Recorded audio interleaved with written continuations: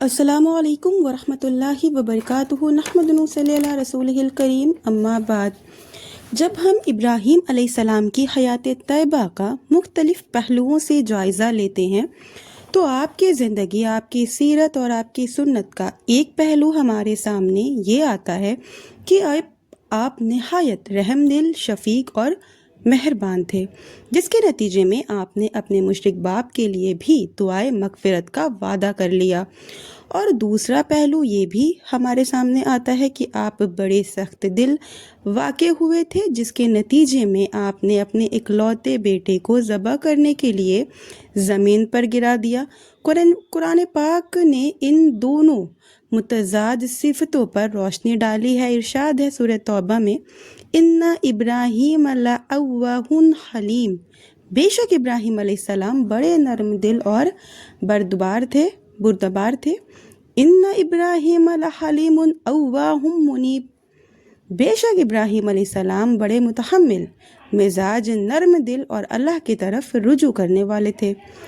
دونوں آیتیں ابراہیم علیہ السلام کی نرم دلی اور رحمت و شفقت پر دلالت کر رہی ہیں، یہاں تک کہ جب لوط علیہ السلام کی قوم کو ہلاک کرنے کے لیے فرشتے آئے اور آپ کو اس کی اطلاع دی تو فرشتوں سے تکرار کرنے لگے کہ اس قوم میں لوط علیہ السلام بھی موجود ہیں، آپ لوگ کیسے اس بستی کو ہلاک کریں گے؟ فرشتوں کو کہنا پڑا، ابراہیم یہ تکرار اور بحث چھوڑیے اور اللہ کی جانب سے ان کی ہلاکت کا حکم آ چکا ہے، اب وہ بحث و تکرار ٹالا نہیں جا سکتا۔ سورہ ہود میں اللہ تعالیٰ فرماتا ہے، یا ابراہیم اعرض عن ھذا انہ قد جاء امر ربک وانہم آتیہم عذاب غیر مردود۔ آپ کی زندگی کا دوسرا پہلو یہ ہے کہ اسی 80 سال کی عمر میں بڑی آرزوؤں، تمناؤں اور دعاؤں کے بعد اللہ نے آپ کو ایک بیٹا دیا۔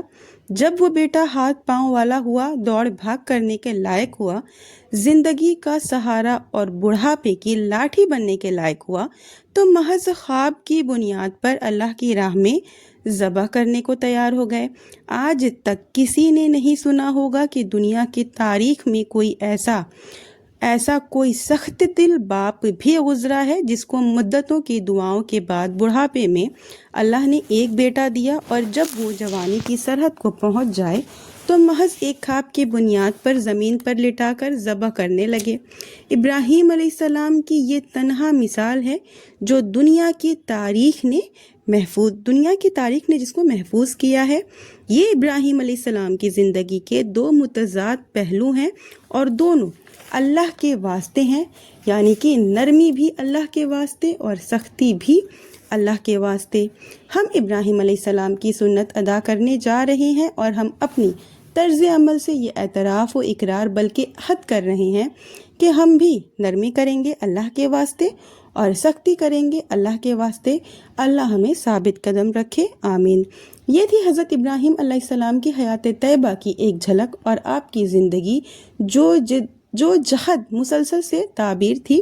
اس کا ایک سرسری جائزہ دعوت و توحید ہو یا جرأت ایمانی ہو یا قوم و اقربا کی قربانی ہو، اپنے نفس اور اولاد کی قربانی ہو، ہر مقام پر آپ پورے اترے، جس کا انعام اللہ تعالیٰ نے امامت عالم کی شکل میں عطا فرمایا۔ انی جاعلک للناس اماما، اگر یہ امامت ہمیں مطلوب ہے تو قربانیوں کے لیے تیار رہنا چاہیے۔ یہ تھی ابراہیم علیہ السلام کی حیات طیبہ۔ آپ کو ویڈیو کیسی لگی مجھے کمنٹ میں ضرور بتائیے گا۔ آخر میں اللہ تعالیٰ سے دعا ہے کہ یا اللہ تعالیٰ ہماری نیتوں میں اخلاص عطا فرمائے، ہمیں نیکیوں کی توفیق دے اور مصائب پر ثابت قدم رکھے، کتاب و سنت پر چلنے، اس کو سمجھنے کی توفیق عطا فرمائے، آمین۔